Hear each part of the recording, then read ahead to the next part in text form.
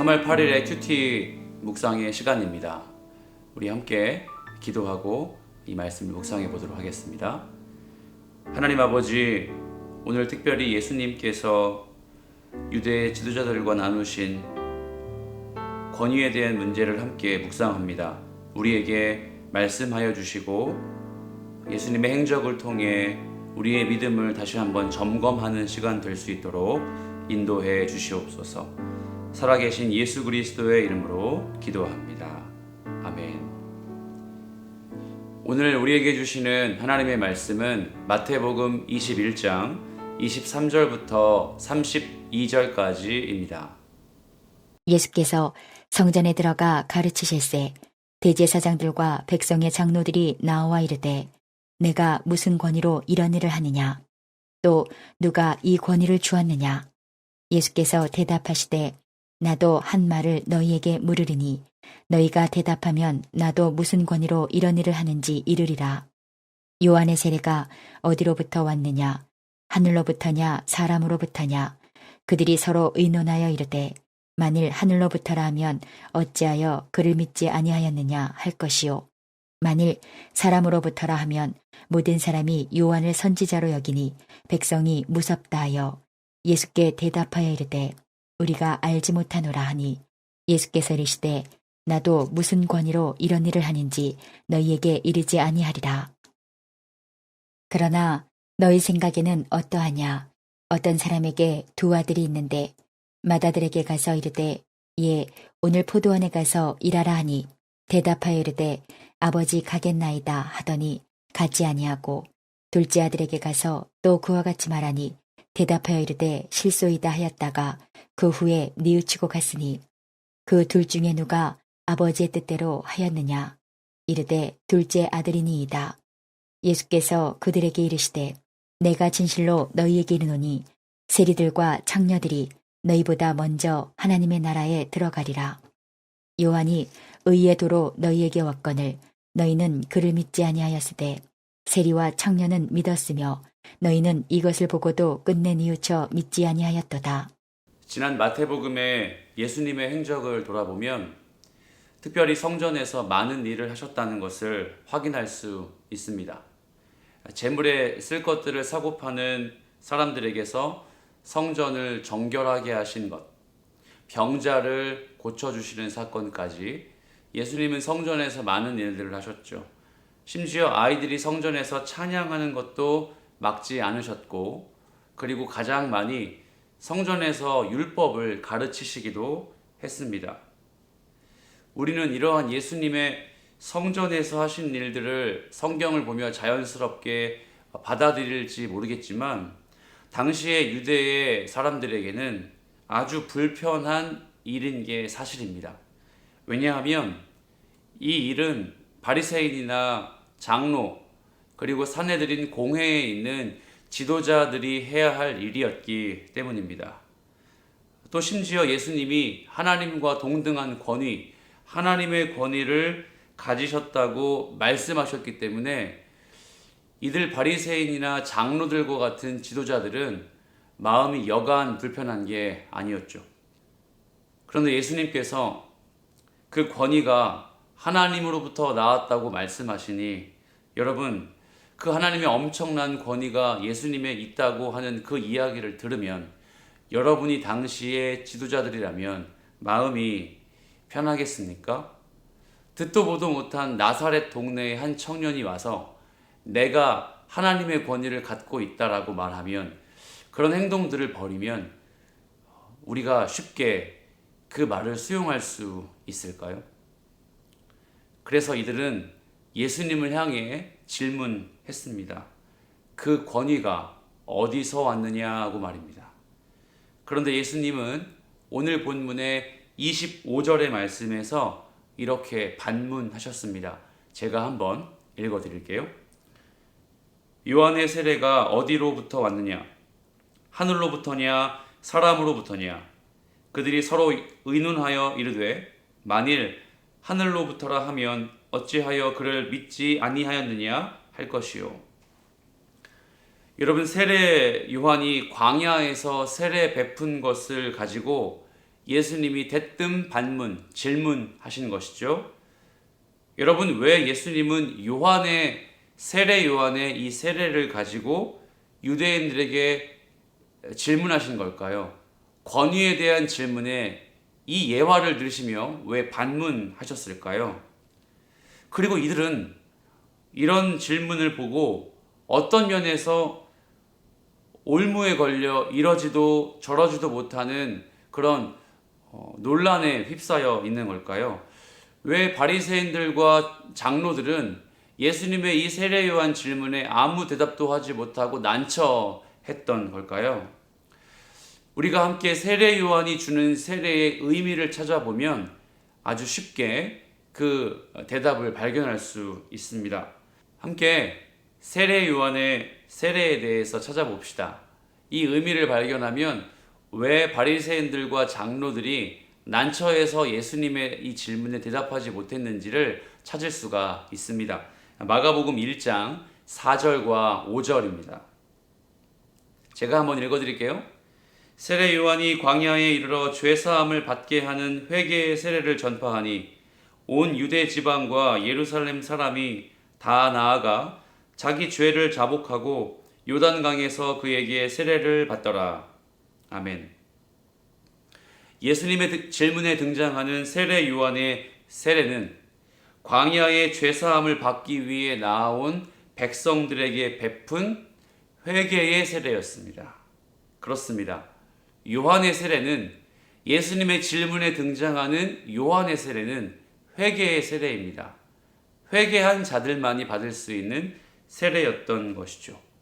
사랑하는 여러분, 회개는 무엇입니까? 회개는 죄사함을 받는 것입니다. 인격적으로 그리스도와의 연합을 위해 우리가 갖고 있는 죄의 문제를 먼저 해결하며 능동적이고 자의적으로 그 죄를 하나님을 향해 고백하는 것이 회개입니다.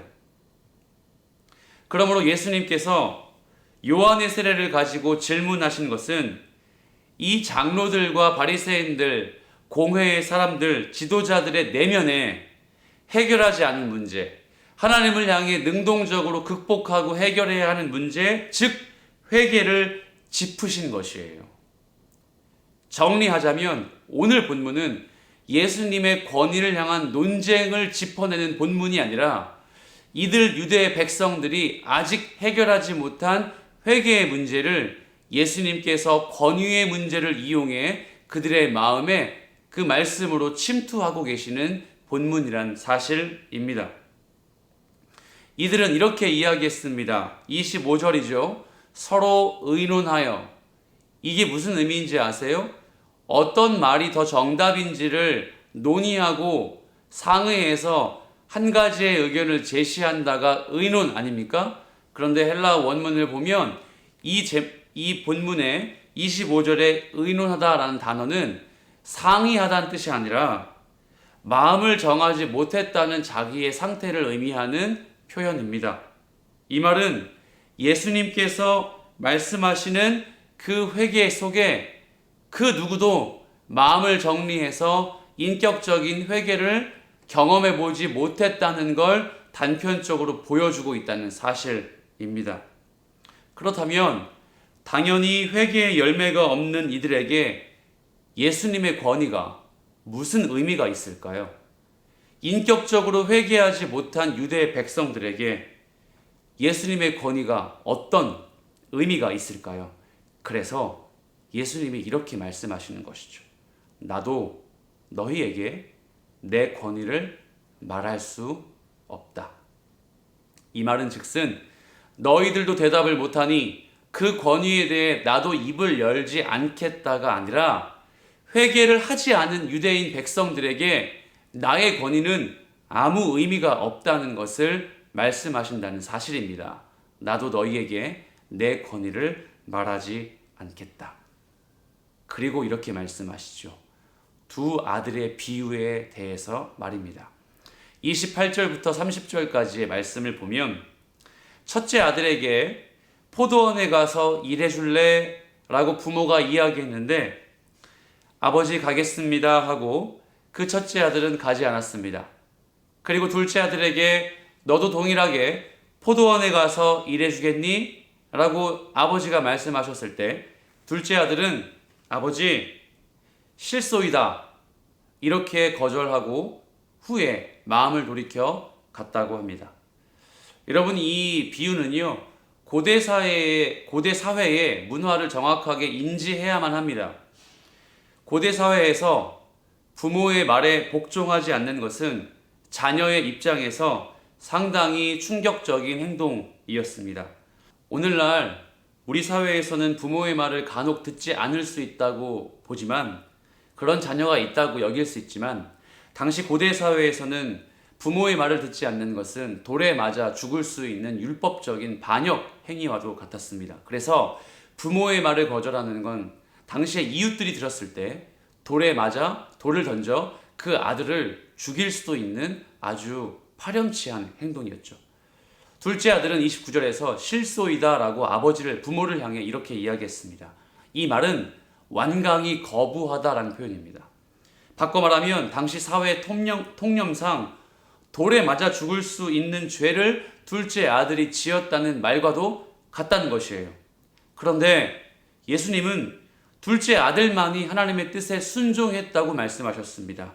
완강히 거부하고 돌에 맞아 죽을 수 있는 죄를 지은 둘째 아들이 뉘우치고 그 후에 아버지의 말에 순종한 것이 오히려 하나님의 뜻에 순종한 하나님의 백성들의 행위라고 말씀하셨다는 것이죠. 하나님 나라에 먼저 들어갈 수 있는 행동이라고 말입니다. 여러분, 이 비유가 이해가 되십니까? 부모의 말을 거역하며 돌에 맞아 죽을 수 있는 이 둘째 아들 같은 자가 하나님 나라에 먼저 들어갈 수 있다는 이 말씀, 여러분 무엇을 의미하는 걸까요? 그것은 바로 요한의 세례와 연관 지을 수 있습니다. 당시 요한에게서 회개하며 세례를 받았던 사람들은 다름 아닌 광야에 모인 사람들이었습니다. 삶의 어려움과 절망을 겪고 있는 철저하게 소외된 자들이었습니다. 그래서 그들은 사람들과 공동체의 무리에서 쫓겨나 혹은 벗어나 광야에 나와 요한과 함께 회개하고 세례를 받았습니다. 회개하고 삶을 돌이켰다는 말입니다. 이들은 틀림없이 자기가 처한 현실의 어려움, 틀림없이 자기가 갖고 있는 절망을 가지고 요한에게 세례의 자리에 나왔을 겁니다. 광야로 모였을 겁니다. 그리고 그들은 세리, 창녀와 같이 그런 무리들에게서 단절된, 철저하게 소외된 자들이어서 철저하게 주님을 향해 회개하고 인격적인 자기의 죄를 고백한 후에 세례를 받았다는 걸 예측해 볼 수 있겠죠. 자신의 무익함, 자신의 불의함, 자신의 죄성, 하나님 앞에 철저하게 더럽고 추한 자라는 사실을 인격적으로 고백한 사람들이었다는 사실이죠. 그래서 이들이 요한에게 세례를 받을 때에 어쩌면 바리새인들과 장로들보다 더 먼저 인격적으로 회개하며 예수 그리스도의 권위를 인정했다고 볼 수 있는 것이죠. 사랑하는 여러분, 세리와 창녀들이 먼저 하나님 나라에 들어갈 수 있는 원리는 인격적인 회개입니다.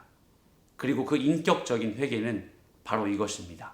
하나님, 저의 불의함, 저의 불완전함, 저의 무익함이 하나님의 말씀과 예수 그리스도의 인격적인 권위 없이는 한순간도 살 수 없는 무익한 존재입니다. 이걸 고백하는 것이죠. 우리가 오늘도 이 말씀 앞에 동일하게 고백하시길 축복합니다. 이 말씀이 우리에게 오지 않는다면, 예수 그리스도의 전능하신 권위가 나의 삶을 주장하지 않는다면 하나님, 한순간도 움직일 수 없습니다. 하나님, 한 걸음도 내디딜 수 없는 무익한 존재입니다. 이걸 고백한다는 사실이죠. 그래서 오늘도 우리가 반복해서 이 권위를 고백했으면 좋겠습니다. 주님을 향한 권위의 인정은 하나님 당신이 높습니다 라고 찬양하고 경배할 수 있겠지만, 도리어 우리가 먼저 선행해야 할 과업은 이것이죠. 하나님, 당신 없이 살 수 없습니다. 예수 그리스도의 권위와 능력 없이 버틸 수 없습니다. 나를 주장하여 주시옵소서. 이렇게 고백하시며 우리의 불완전함, 우리의 무익함을 예수 그리스도 앞에 인정하며 순종의 삶을 사시는 사랑하는 성도 여러분 되시길 예수 그리스도의 이름으로 축복합니다. 하나님 아버지 감사합니다. 오늘 말씀에 광야에 모여서 요한의 세례를 받았던 사람들과 같이 우리의 무익함과 죄성, 부족함을 철저하게 인정하고 하나님의 은혜 없이, 예수 그리스도의 십자가의 은혜 없이 살 수 없다는 사실을 고백하는 우리 모든 예배자들, 큐티하시는 모든 성도님들 될 수 있도록 인도해 주시옵소서. 오늘 하루도 하나님의 은혜 없이 살 수 없음을 고백합니다. 오늘 하루도 순종의 마음이 예수 그리스도를 향한 철저한 권위 인정 없이 될 수 없음을 고백합니다. 순종하는 그리스도인 되게 인도해 주시옵소서. 살아계신 예수 그리스도의 이름으로 기도합니다. 아멘.